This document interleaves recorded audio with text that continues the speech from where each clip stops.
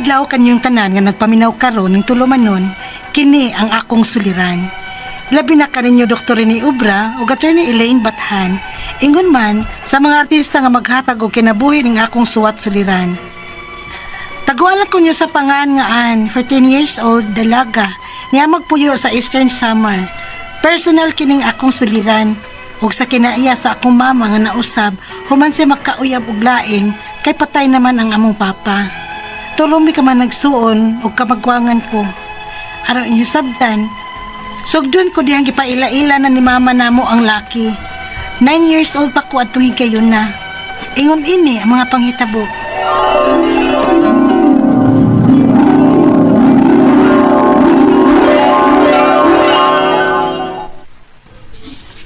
Gikan karon, ani na mo puyo si tito ninyo amay. Ha? Anhi sa ato, ma? Oo, kay patay naman ang inyong papa. Siya nang ipulin ako sa inyong amahan nga namatay na. Oh, Amay, silang akong mga anak. Si Ann, kining akong kamagwangan. Si Tristan, ang ikaduha. Ug si Jen, kining kamanghuran. Ay, okay ra ba mo nga anhin ako puyo uban ninyo? ako dili. Unsa tuan? Dili lagi ko. Di ko ganahan nga may laing tao nga mapuyo ba nato, ma. Ilabi na kay ipulan ni mo ni Papa. Uy. Ann! Ann, balik! Ann!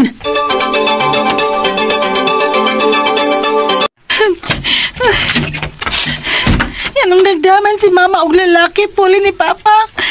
Dili ko ganahan. Ann! Ann, abli di puntahan! Dili ko. Ay, kung pasok ka, ha? Maglagot ka ni Koron? Bahala na ka diya, ma. Basta kay dili ko ganahan na ng lalaki, ha. Ay, nasaman! Patuwa ka, dili! Ay, kung minalditahi, ha? Ablihin yung puntahan! Gusto ko si Mama. Gusto ka? Iyang ipatid ang pultahan. Ako na lang ablihan. Marika, ragot! Aray! Abok, ma! Ay, lagbira, ha! Mayo na imong ipakitang taras sa itong bisita, ha? Nagminaldita ka na, ha? Ipuli man ka ni mo siya ni Papa. Dili man ko ganahan. Wala kay mahimo kay siya nang ako ipuli ni Papa ni mo! Unsam di imong kagulan, ha? Nga bisag unsaon pa, dili naman ito mabalik pang inyong amahan! Dili na pwede nga. Dili na mo ilisa si Papa, ma. Di pa ka magkasabot karon. Bisag pasabton pataka. Nga nagkinahanglan ko og parehas ni Tito Amay ninyo.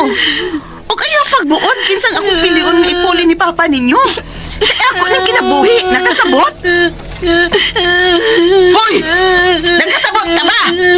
Tikyo ka mo. Agay, Mama.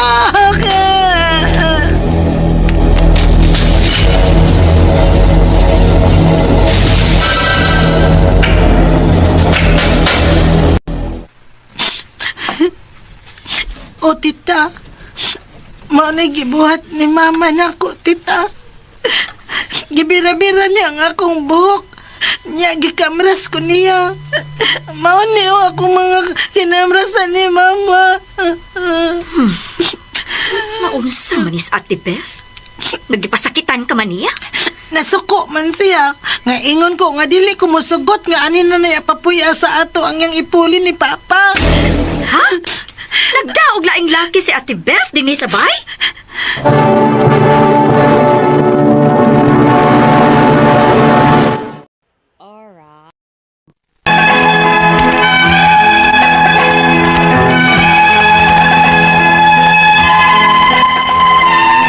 Wa gyud ko'y nahimo.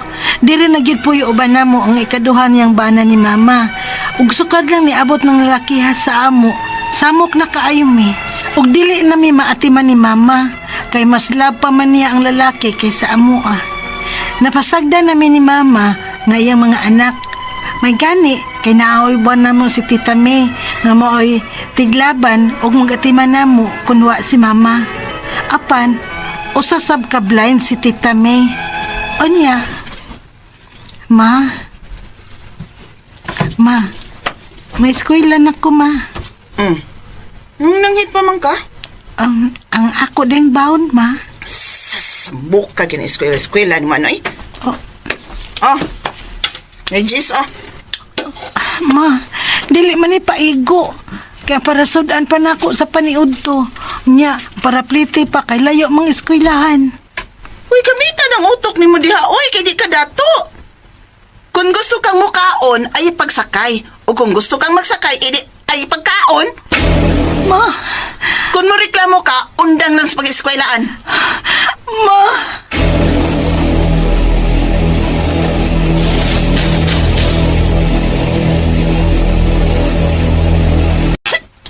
Mauna, Tita May. Paundangon na ko ni Mama ag eskwela. Nga gusto unta ko nga makahuman ko eskwela, Tita. Ay, naunsa naman as mama ni mo, uy. Laban nagparalaag ni Tito Amay. Doon na siya kwarta. Ug may motor man unta si Tito Amay. Digid ko ni ayata sa eskwelahan. Bitawon tanto. Aron makasave sa kaspliti. Wa pa man ganit ay sudan ron, Tita. Unyag nang lakaw sila. O, di ako'y gamayng kwarta diri, o. Palit na lang og sardinas kay atong sabuan. Kamunggayan, aron kapaigo na to.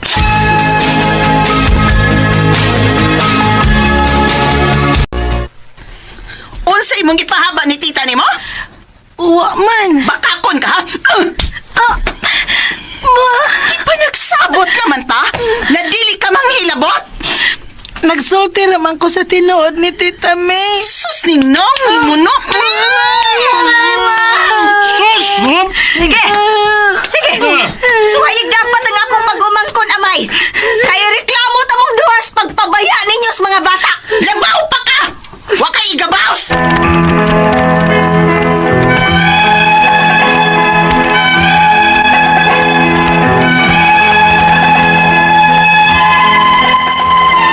Nagplano na sila si Mama ug ang iyang kaipon nga papahawaon si Tita May.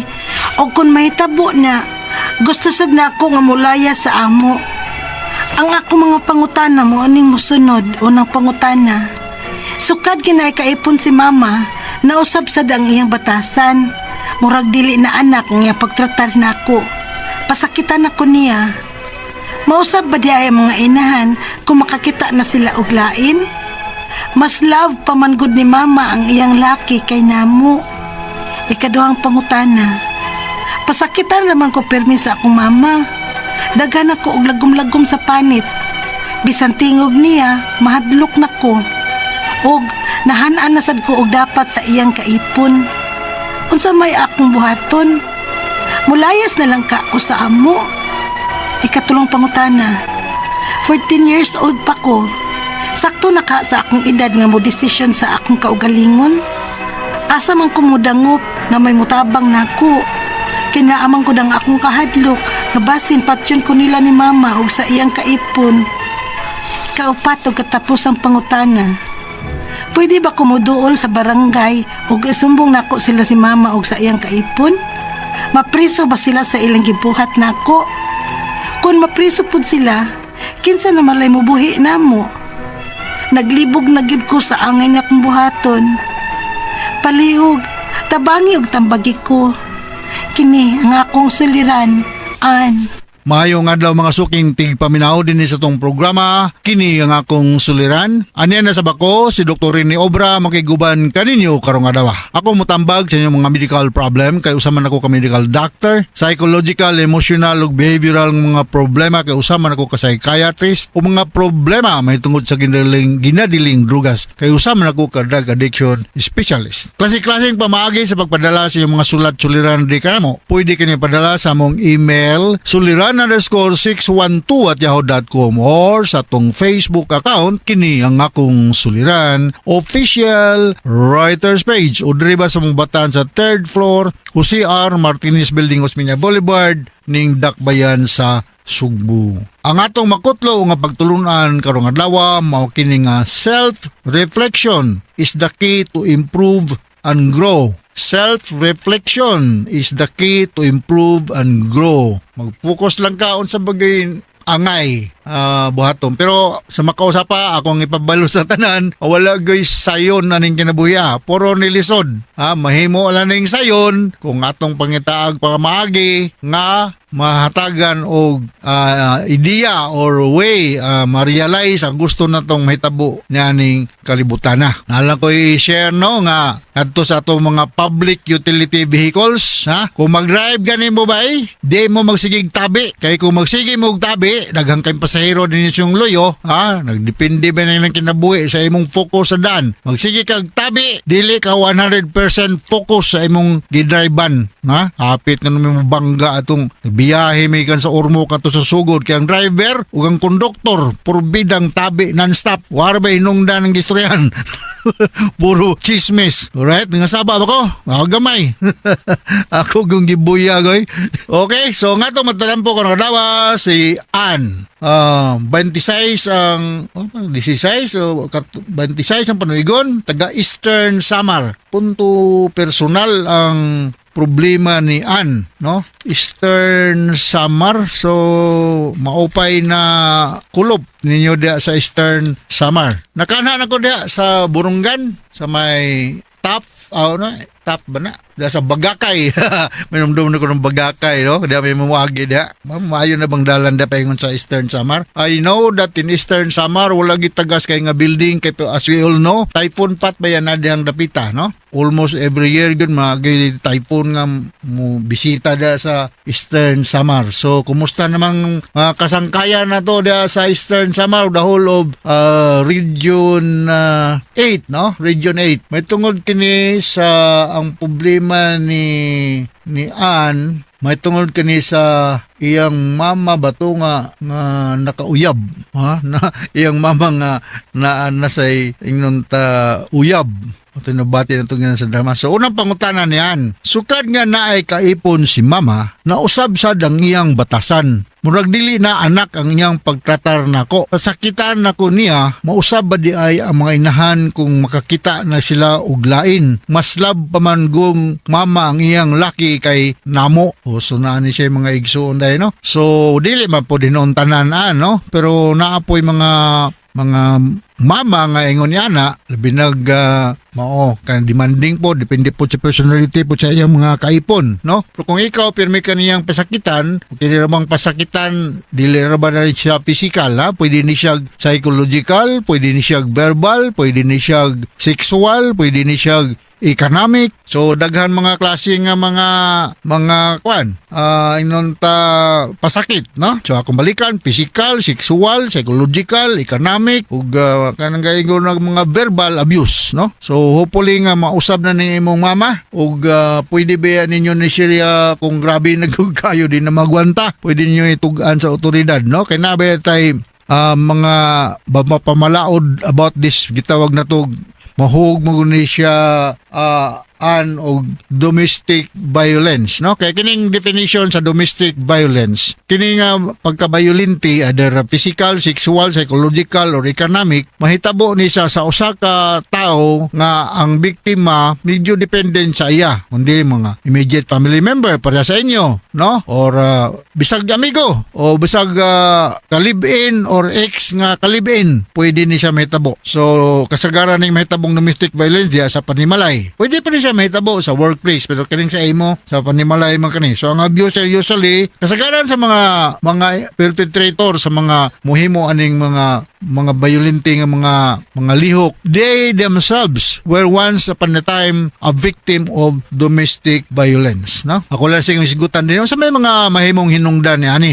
So akong balikon na siya history nga base ng imong mama sa una ug gamay pa ni siya, biktima po niya sa pangabuso sa imong lulo kabali. Unya kung naani siya ay psychological problem. Kada mga tao nga naay gitawag natong attention deficit hyperactivity disorder, kasagaran na nila muhimo ani mga butanga kining ADHD. Unya napoy mga history nga agresibo sila whatever way, or nag-drugs ba, nag-alcohol, o ubos ba ang iyang inunta intelligence, medyo di kayo educated, gamay ang iyang social nga inunta involvement o niya na-expose lagi siya sa environment nga ang makiobserba niya nga kinanglan nga violente ko, kinanglan isog ko para respetuhan ko. So mo na akong ika-share sa imong una nga pangutanaan, no? Ikaduhang pangutana, pasakitan naman ko pirmi sa akong mama, daghan ako og lagom-lagom sa panit. So more on physical, ha? Bisan tingog niya mahadlok nako og naandan na sab unsa ni na hanan nasag ko dapat sa iyang kaipon unsa may akong buhaton mulayas na lang kaha ko sa amo kung gipasakita na ka physical and I'm sure kung naay physical nga pagpangabuso na gani verbal pod no sagitan ka birahon imong buhok, lagom-lagom ka. Nya gihan-an naman ka kapod unsa may gihan na kutsilyo or pistola ba sa iyang kaipon, yo dili na good healthy ang imong pagkabutang da imong environment dia sa inyo. So you need to ask help from your barangay officials or muduol kag usa ka DSWD nga personnel diyang dapita sa Leyte dia sa Eastern Samar, no? Mangayo mo pamaagi. Kay par madisiplina ba yan sila, mga prison na silang doha. Kung ma-proven nga the inflicted physical, psychological ang mga threats diha sa membro sa pamilya pareha nimo. So ayo pagtuo nga pamilya ra ni way labot ang uban, di kan intervene, especially mga persons in authority like barangay officials, police, municipal officials diha sa Eastern Samar. Ikatulong pangutana, 14 anyos pa ko, 14 anyos pa siya no. Karon, sakto kaha ang akong edad nga mo desisyon sa akong kaugalingon, asa man sad ko mudangop nga may mutabang nako kay naa man gud ang akong kahadlok nga basin patyon ko nila ni mama og sayang kaipon. Well, kuyaw pa niya ani basig mabiktima ka anian og incest, no? Kining incest put pasabot nga na sexual relationship between you and di kaipon sa imong mama kay knowing ingon ani ang ilang mentality, posible sa nga sexually abuse ka. So you ask help from DSWD, minor pa man ka, no? May already edad pa man ka kay ang edad sa katao nga moingon nga full grown adult ngud siya is 18. Ano makabutar na. Pero 14 pa ka, minor de edad pa ka, risk do gyud kayo para nimo, no? Daghan ba kita kayo mga kaso mga teenage pregnancy karon kay I'm sure at 14 dalaga na ka. So public ang kung palahubog ning kaipon sa imong mama, posible naguli sa inyong balay nga tan-aw niya sa imo ikaw ang iyang kaipon nga imong mama niya, ikaw mo'y mabiktima o niya og sexual abuse. So pangayo og tabang sa DSWD kay mo tabang ni sila nimo og madisiplina ning imong mama og ang iyang kaipon kay traumatic ng imong kuanda mo na example og nang gitawag na po og PTSD, no, post traumatic stress disorder, where this is a severe form of anxiety problem sa among pagpractice, sa akong pagpractice as a psychiatrist. Naatay ubay-ubay sa mga pasyente nga na problema naning PTSD, no? Ikaw pa ito katapos ang pangutana. Pwede ba ko muduol sa barangay? Yes, ako nang giningon. Isumbong nako silang mama o ang iyang kaipon. Pwede ko kay kamuduol ni Kap, barangay captain. Mapriso sila, yes, mapriso sila. Silang duha, mapriso. Kung mapriso man po sila, kinsa man lay mubuhi namo. Mabuhi, maganing ko na ng langgam nga way nagbuhi. So, kung mapriso silang duha, kamot lang ka nga asa po ka mabuhi. Munggo po kay mga parintida sa Eastern Samar po tingali mo pakaon mo, ay lang po pagsige na lang po lingkod mo tabang bukas mga gimbuhaton sa balay para sa maluoy po nimong mga parente nimo. Naglibog na gyud ko ang unsay angayan akong buhaton. So go and see barangay officials, DSWD, or pwede ka mudulog dito sa kapulisan para matawag ang atensyon aning imong mama o ang iyang kaipon. Dili pwede nga itago-tago lang kay matraumatize ko ka, ha? Mugdako ka nga usa ka babay nga mahadlok na ay psychological trauma. O ni mga klase mga pasyente nga moabot ri sa among clinic, sa among hospital tungod nga biktima aning gitawag na tuog domestic violence. So hinaot na kay nakutlo nga pagtulunan karong adlawaan ug ngadto sa libuan millions nga naminaw sa tong programa kini ang akong suliran. Mayong pagpaminaw diayda sa mga taga Region 8, no? Ug mga Cantiros family diya sa La Libertad, Tubigon, mo man ni lugar ni Colonel Virgilio Sinisa, no? Tubigon Bohol, madong buntag niyong tananda sa Libertad Tubigon, Bohol. Akong usabon pagbasa ning bag-o ramang guning gihatag nako ni Eugene, si Romeo, si Tarsing, si Esperanza, ug si Jima diya sa Inayawan, Pardo.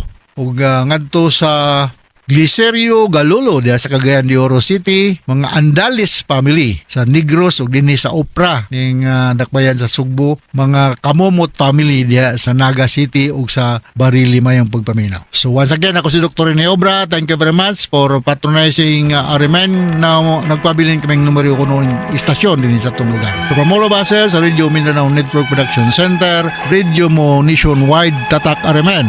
Daghang salamat ug maayong